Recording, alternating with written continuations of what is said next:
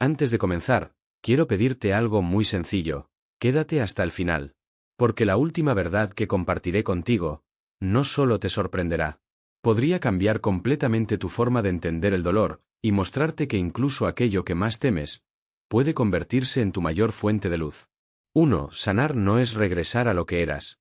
Sanar no es una restauración. No es un regreso nostálgico al yo de antes del dolor, como si aquel fuera el estado ideal. Esa imagen, por más reconfortante que parezca, es una ilusión del ego. Lo que eras antes de romperte no era completo. De hecho, muchas veces, es ese viejo yo el que permitió, por inconsciencia, por evasión o por miedo, que el sufrimiento se instalara sin oposición. El alma no busca restauración. Busca transformación, y esta jamás es cómoda. Todo proceso transformador conlleva muerte simbólica, de ideas, de roles, de máscaras, de expectativas y a veces, incluso, de relaciones. Sanar es como el proceso alquímico de disolver la materia bruta para revelar el oro interior. Pero ese oro no estaba antes. Surge solo cuando todo lo anterior ha sido descompuesto, examinado y purificado con honestidad. Debemos aceptar que esa antigua versión de nosotros ya no volverá. Y en esa aceptación hay duelo, pero también liberación. Porque lo que emerge después es más auténtico, más consciente, más íntegro. Aquel que ha atravesado la oscuridad y ha regresado con un nuevo entendimiento no es el mismo que entró. Y eso no es una pérdida, sino una evolución del alma. La herida no nos convierte en menos. Nos convierte en más, si elegimos caminar a través de ella, no para volver atrás, sino para encontrarnos por primera vez, con todo lo que realmente somos. 2. El dolor es el umbral del alma. Si existe una constante en el viaje hacia la sanación, es esta: el dolor no es enemigo del alma, es su umbral sagrado. Cada vez que sufrimos de verdad, no solo con la piel, sino con el alma misma, estamos siendo empujados hacia una frontera interior que usualmente evitamos. El dolor tiene esa función misteriosa y poderosa: nos interrumpe, nos detiene, nos obliga a mirar hacia adentro. La mayoría busca escapar del dolor, anestesiarlo, negarlo. Pero lo que se ignora en la superficie se intensifica en lo profundo. El sufrimiento, cuando es genuino, actúa como el centinela del inconsciente. Nos dice: aquí hay algo que aún no has visto. Aquí vive una parte de ti que necesita ser rescatada. Esa parte, olvidada o reprimida, no es necesariamente bella. A veces es rabia, tristeza, frustración. Pero también es deseo, verdad, creatividad. El dolor es el guardián de las puertas del inconsciente, y solo atravesándolo podemos acceder a lo que se oculta detrás: sentido, autocomprensión, integración. Sin ese paso, no hay transformación real. Como en los mitos antiguos, el héroe no puede encontrar el tesoro sin antes entrar en la cueva oscura. Y tú, también, debes entrar. Por eso, cuando el alma duele, no está fallando. Está despertando. Y nos invita a algo mucho más grande que la mera ausencia de sufrimiento: nos invita a recordar quiénes somos, en lo más profundo. 3. Lo inconsciente no desaparece, se integra. Una de las grandes ilusiones del alma moderna es pensar que sanar equivale a borrar lo que duele, suprimir lo que molesta, olvidar lo que fue. Pero el inconsciente no funciona así. Aquello que ha sido reprimido, negado o ignorado no se disuelve. Se oculta, y desde las sombras sigue actuando sobre nosotros, hasta que lo hacemos consciente. He dicho muchas veces: lo que no se hace consciente se manifiesta en nuestra vida como destino. Y eso es tan cierto como doloroso. Lo que no integramos, lo repetimos. Cambian los rostros, cambian las circunstancias, pero el conflicto persiste. Sanar, entonces, no es eliminar lo inconsciente, sino traerlo a la luz, escucharlo, comprenderlo y, más difícil aún, aceptarlo como parte de nosotros. La mente consciente es apenas una pequeña isla flotando en el vasto océano del inconsciente. Pretender que podemos controlar todo desde la razón es arrogancia.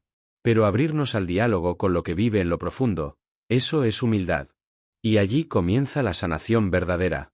El inconsciente contiene tanto lo oscuro como lo luminoso. No es solo el depósito de lo reprimido, sino también el lugar donde yacen nuestros arquetipos, nuestra creatividad, nuestra intuición más pura. Integrarlo es comenzar a vivir desde la totalidad, no desde la fragmentación. No hay paz sin integración. Y no hay integración sin valor. Sanar es permitir que lo que una vez temimos, se convierta en una parte viva de nuestra historia. Una parte digna de ser amada. 4. La sombra duele porque es verdadera. Nadie escapa de su sombra. Es la compañera inevitable del alma, es el lado oculto que no queremos ver, pero que nos acompaña a cada paso.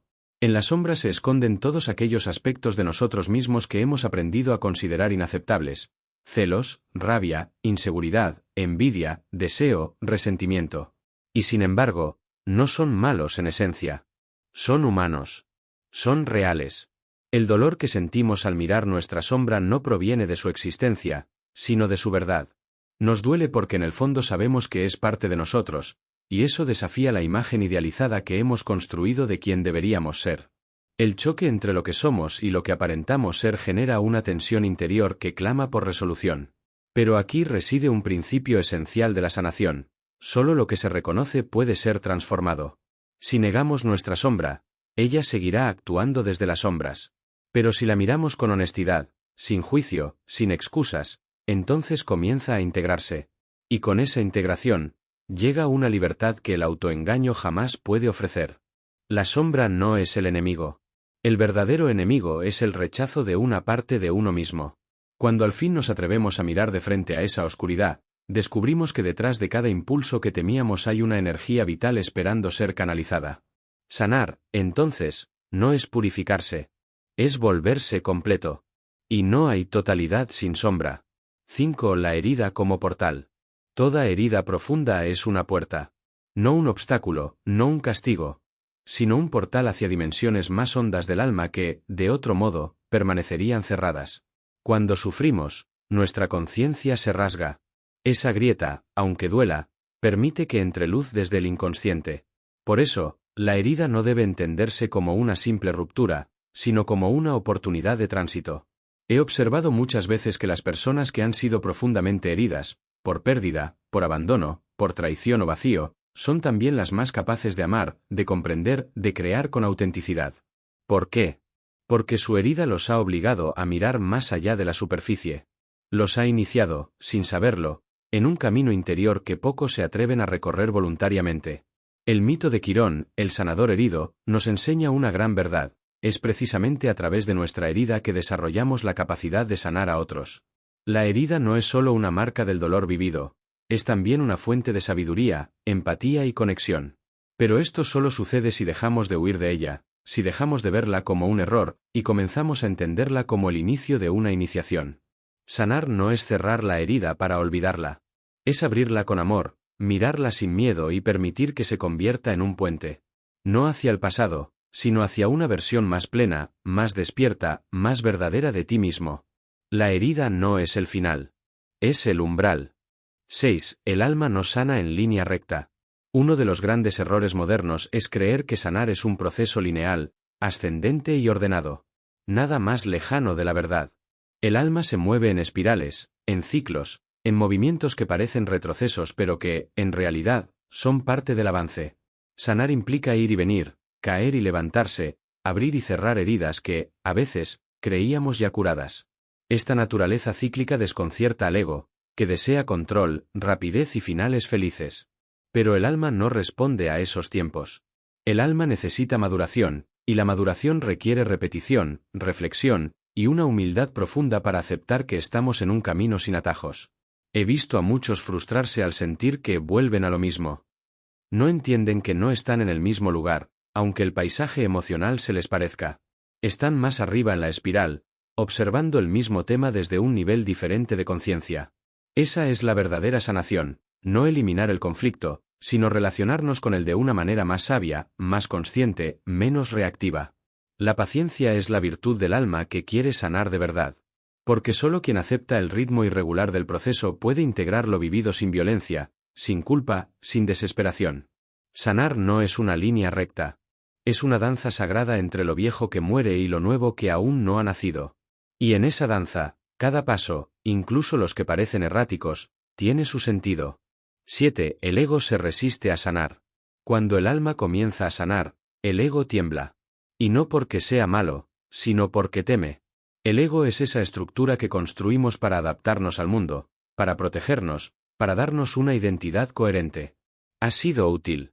Pero cuando llega el momento de transformarnos, se convierte en el principal obstáculo. El ego teme desaparecer. Teme perder el control. Por eso, se aferra a lo conocido, incluso si ese conocido está lleno de dolor. Preferimos a veces el sufrimiento familiar antes que la incertidumbre de lo nuevo.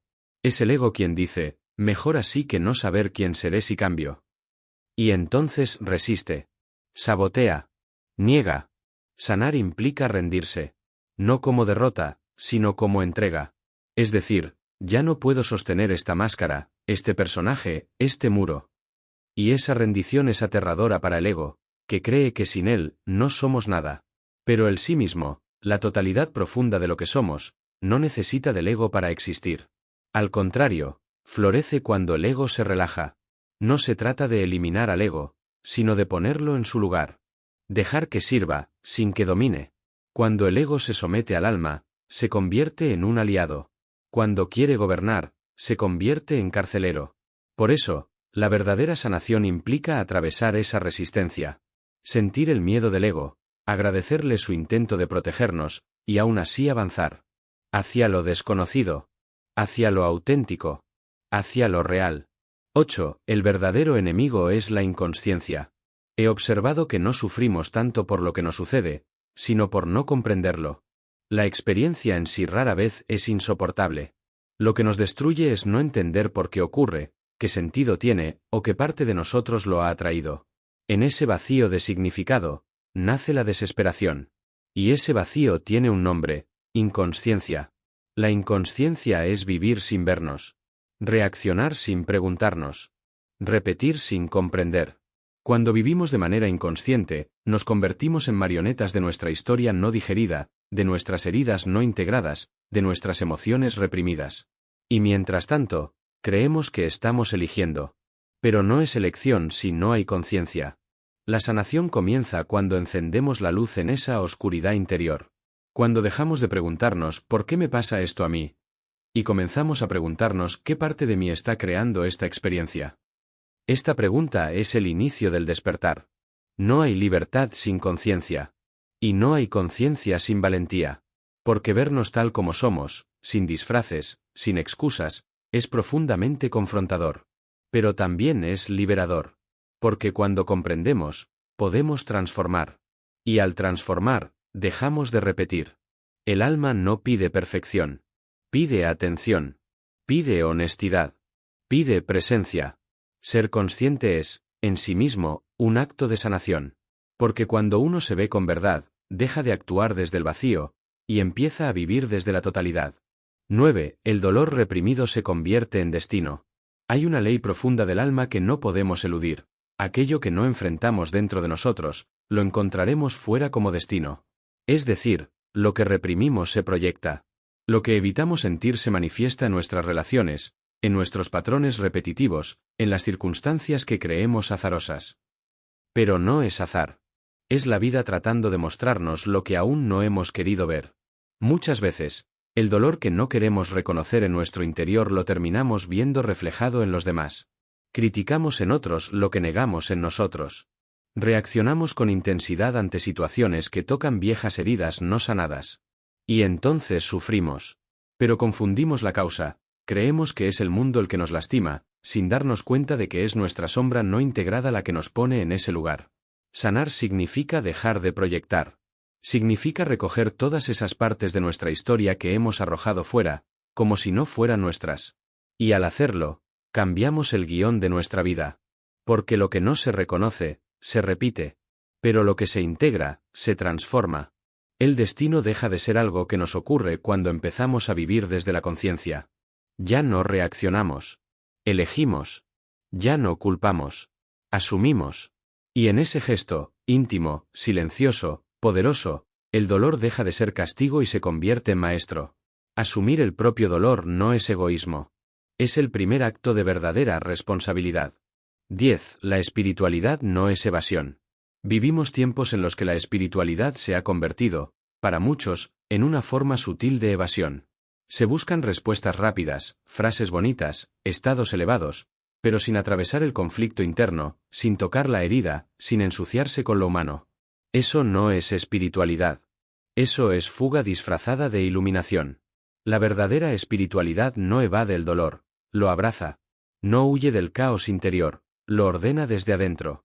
No pretende eliminar la oscuridad, la ilumina con conciencia. Lo espiritual no está por encima de lo humano, sino dentro de lo humano. El alma crece no cuando escapa de la vida, sino cuando la vive con profundidad. He visto a muchos intentar ascender sin primero descender.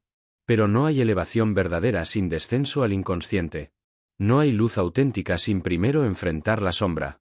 Como el árbol que crece hacia el cielo solo si sus raíces se hunden en la tierra, el alma solo se eleva si antes se ha reconciliado con su dolor.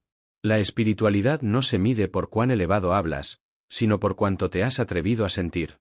No por cuántos rituales haces, sino por cuánta verdad eres capaz de sostener dentro de ti. Sanar espiritualmente no es eliminar lo humano, sino hacerlo sagrado. Y cuando el alma logra ver a su herida como parte del camino divino, ya no hay separación entre cielo e infierno. Todo se vuelve uno. Todo forma parte del misterio de ser. 11. Sanar implica duelo. Uno de los aspectos más olvidados en el proceso de sanar es el duelo. Y sin embargo, nadie sana verdaderamente sin haber llorado, sin haber despedido, sin haber dejado morir algo en su interior. Sanar, en el fondo, es aceptar pérdidas. No solo de personas, sino de ilusiones, de creencias, de versiones de uno mismo que ya no pueden continuar. La mayoría piensa que sanar es ganar algo. Paz, estabilidad, fuerza. Y aunque eso llega, antes hay que soltar. Hay que permitir que lo que ya no nos sostiene, se caiga. Que lo que fingíamos ser, se desintegre. Que lo que amábamos, pero nos dañaba, se aleje. Y cada una de esas despedidas duele. El duelo es el acto más sincero de amor hacia lo que fue. No se trata de renegar del pasado, ni de borrarlo. Se trata de honrarlo, y dejarlo ir.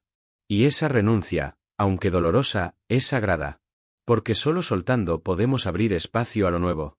Solo llorando lo que fue, podemos dar la bienvenida a lo que será. En cada sanación profunda hay un funeral invisible. Y no hay que temerle. Hay que acompañarlo con dignidad. Llorar no es señal de debilidad. Es señal de que el alma está trabajando, digiriendo, reacomodando su mundo interno. Sanar implica duelo. Y en ese duelo, aunque parezcamos quebrarnos, en realidad estamos germinando una vida más verdadera. Porque a veces, lo que muere en nosotros, libera lo que estaba esperando nacer. 12. Nadie puede sanar por ti. La sanación es un acto radicalmente personal. Puedes tener guías, terapeutas, amigos, incluso almas que caminen contigo, pero nadie puede hacer el trabajo interno por ti. Nadie puede mirar por ti lo que tú no has querido ver. Nadie puede sentir tus emociones, confrontar tus sombras ni abrazar tu historia como tú lo harás. Y esto no significa que debas recorrer el camino en soledad absoluta. Significa que hay una parte del viaje que es intransferible. Es el momento en que cierras la puerta, te sientas contigo mismo y escuchas. Sin máscaras. Sin distracciones. Sin excusas. He conocido muchas personas que postergan su sanación esperando a que llegue alguien que las salve. Pero esa espera es una trampa del ego. Porque sanar no es que venga otro a reconstruirte, es que tú decidas reconstruirte desde dentro, con tus propias manos, con tu propio fuego. La individuación, ese proceso profundo de volvernos completos, requiere entrar en nuestro interior como un peregrino entra en un templo, sabiendo que el silencio duele, pero también revela. Y en ese silencio no estás solo, estás contigo. Y eso, cuando se sostiene con amor, es suficiente. Acompañamiento sí. Dependencia, no. El alma sabe lo que necesita. Y en el fondo, también sabe que nadie más que tú puede ir hasta donde duele, y volver con el corazón más amplio, más libre, más verdadero. Sanar es un acto de coraje. Y también de profunda responsabilidad. 13. El síntoma es símbolo. En mi trabajo, nunca vi a los síntomas como simples fallas del sistema. Ni la ansiedad, ni la tristeza, ni los bloqueos existenciales son enemigos que deben eliminarse. Son símbolos. Expresiones simbólicas del alma que, al no ser escuchada con palabras, comienza a gritar con malestares. Cada síntoma es una carta escrita en el lenguaje del inconsciente. El cuerpo, la emoción, el pensamiento repetitivo, todos ellos son mensajeros. No están contra ti. Están a tu favor. Vienen a mostrarte que algo en tu vida está desalineado con tu verdad. Algo que no puedes o no quieres mirar de frente. Por eso, cuando atacamos el síntoma sin entenderlo, estamos matando al mensajero sin leer el mensaje. ¿Qué parte de ti no está siendo vivida? ¿Qué impulso has reprimido por miedo al rechazo?